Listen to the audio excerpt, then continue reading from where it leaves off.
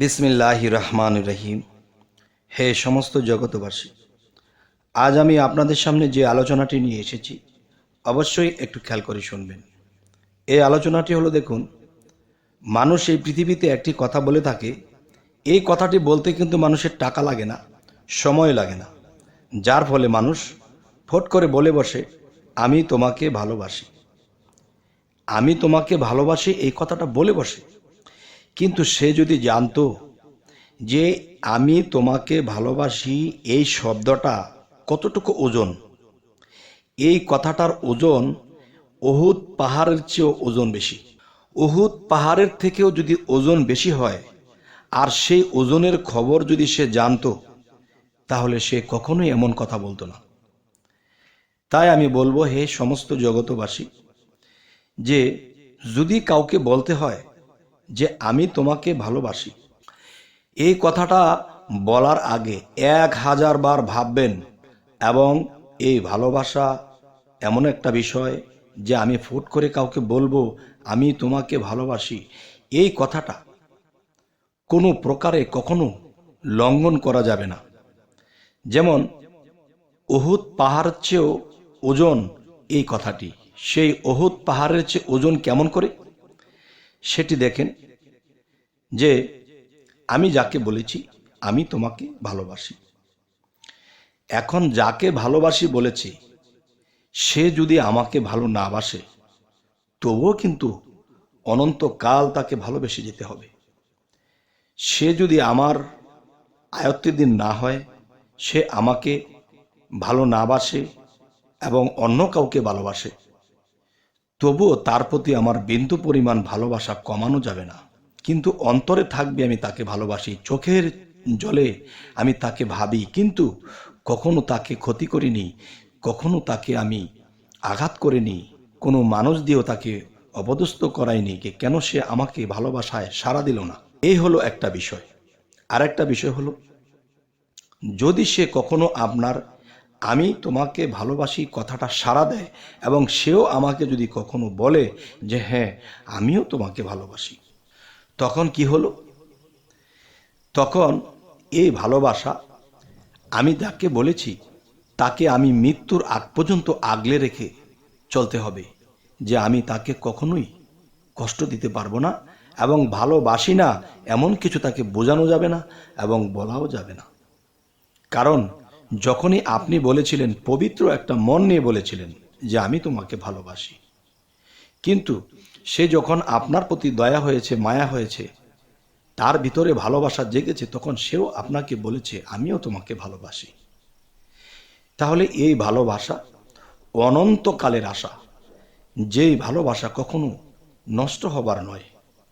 যদিও পৃথিবীর কোনো মানুষের কূটনীতি বা সংসার, ফ্যামিলি বা আত্মীয় স্বজন কিংবা পাড়া প্রতিবেশীর কারো কথায় তাকে আমি আঘাত দিতে পারবো না, আর সেও আমাকে আঘাত দিতে পারবে না। যদি দেই, তাহলে আমার এই কথা চূর্ণ বিচূর্ণ হয়ে যাবে, এমনকি আপনার জাহান্নামেও যেতে পারে, যে আপনি কখনো জাহান্নামের বাসিন্দা হয়ে যেতে পারেন যদি এই ভালোবাসি যাকে বলেছেন তাকে যদি কখনো ভালোবাসা থেকে নিরাশ করেন, তাকে অপছন্দ করেন, তাকে আর ভালোবাসছেন না, আগে ভালো লাগতো এখন লাগে না, এমন যদি হয় তাহলে আপনি জাহান্নামের বাসিন্দা হবেন।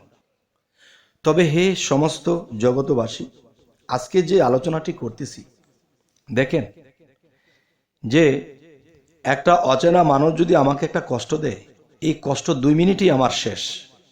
কিন্তু একজন আপন ব্যক্তি, একজন ভালোবাসার ব্যক্তি, একজন হৃদয়ের মানুষ যদি আঘাত করে, এই আঘাত মৃত্যুর আগ পর্যন্ত ভোলা যায় না। তার ভিতর থেকে এমন শ্বাস বের হয়ে আসবে যে সে আমাকে ভালোবাসা শিখিয়েছে, আমাকে ভালোবাসার যে প্রশিক্ষণ নেই আমি তা বুঝতাম না, আমি জানতাম না, সে আমাকে ভালোবাসা শিখিয়েছে। আজকে সে তার ভালোবাসার থেকে সে আবার নিজের থেকেই নিজে আমাকে প্রত্যাখ্যান করেছে। তখন এই কথাগুলো ভেবে সে যখন তার ভিতর থেকে সে গরম বাতাসটা শ্বাস ছাড়বে, সে শ্বাসে আপনি ধ্বংসপ্রাপ্ত হবেন এবং মৃত্যুর পরে কি হবে? মৃত্যুর পরেও আপনি আল্লাহর কাছে দোষী হবেন, সেই জাহান্নামের আগুনে আপনাকেও জ্বলতে হবে। তবে হে সমস্ত জগতবাসী, যে আরেকটা বিষয় বলবো, যে আপনি যাকে বলেছিলেন যে আমি তোমাকে ভালোবাসি, তখন দেখা গেছে আপনি জানতেন না যে সে যে অন্য কাউকে ভালোবাসে। তখন সে কি করেছে? সে আপনার কথার মূল্যায়ন দেয়নি, বা মূল্য দিতে চাইলেও দিতে পারবে না, কেননা সে অন্য কাউকে ভালোবাসে। আর এটা যখন আপনি জানতে পেরেছেন সে অন্য কাউকে ভালোবাসে, তখন কিন্তু আপনি মুচকি হেসে দিবেন এবং নিজেকে আত্মত্যাগী বানিয়ে নেবেন যে সে যেহেতু অন্য কাউকে ভালোবাসে তে বাসুক, কিন্তু আমি তো তাকে ভালোবাসি। কিন্তু ভালোবাসলে যে তার সাথে আমার সংসার করতে হবে, সে আমার আয়ত্ত হতে হবে তা নয়। আমি যেহেতু তাকে ভালোবাসি, সে যেখানে যাকে ভালোবাসে সেখানে সে সুখী হোক। যখন আপনার অন্তর থেকে আসবে সে সেখানেই সুখী হোক। যখন এই কথাটা আপনার মন থেকে, আত্মা থেকে বের হয়ে আসবে, তখনই আল্লাহ বুঝবে এবং পৃথিবীর সমস্ত মাকলুকাত বুঝবে যে আসলে আপনি তাকে সত্যিকারের ভালোবাসেন।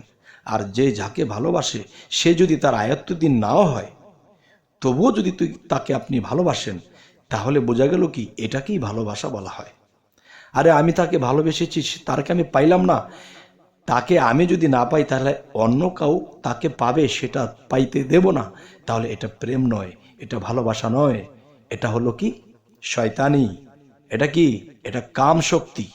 তাহলে আপনি কাম থেকে তাকে ভালোবেসেছেন, প্রেম থেকে নয়। আর যারা প্রেম থেকে তার আত্মাকে ভালোবাসে, তাহলে সে কখনোই তাকে আঘাত করবে না। যতদিন সে বাঁচবে ততদিন পর্যন্ত তার জন্য দোয়া করবে যে হে আল্লাহ, তাকে আমি ভালোবাসি, তাকে তুমি সুখে রেখো, সে যেন তার স্বামীর ঘরে সে ভালো থাকে। এরকম কথা যদি আপনার ভিতর থেকে বের হয়ে আসে আর চোখের পানির সাথে যখন আপনি বলবেন, তখন অবশ্যই সে সুখী হোক। আমি কিভাবে আছি তা আমার দরকার নেই, কিন্তু কোনো একদিন সে আপনাকে ভেবে কাঁদবে। আর যখন আপনাকে ভেবে সে কাঁদবে, তখনই মনে করবেন যে আপনার ভালোবাসা সার্থক হয়েছে। তাহলে পৃথিবীতে এমন করা যাবে না, আমি যদি তাকে না পাই অন্য কেউ যেন না পায়। তাহলে এটা কিন্তু কাম প্রেম, এটা কি মূলত সূক্ষ্ম প্রেম নয়। আর সূক্ষ্ম প্রেম ব্যক্তি কখনোই তার ভালোবাসার মানুষের ক্ষতি চাইবে না, তার ভালোবাসার মানুষের আঘাত করবে না, তার সুখ কামনা করবে সে যতদিন বাঁচে। যদি 80 বছর বয়স হয়, তবু তার জন্যে সে দোয়া করবে, সে তাকে আমি ভালোবাসি, সে সুখী হোক। হে সমস্ত জগতবাসী, জানি না আমার এই কথাগুলো আপনারা কোন মনে নেবেন।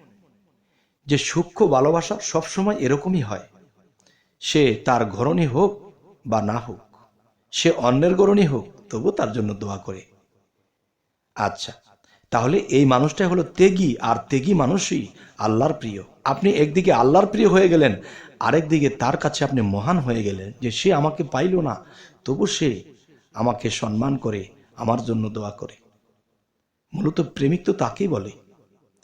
যাই হোক, হে সমস্ত জগতবাসী, আমাদের চ্যানেলে যদি আপনারা নতুন হয়ে থাকেন অবশ্যই সাবস্ক্রাইব করে নেবেন, এবং পরবর্তীতে যেন আপনাদেরকে আরো ভালো আলোচনা এনে দিতে পারি। তো সকলেই ভালো থাকবেন। আল্লাহ হাফিজ।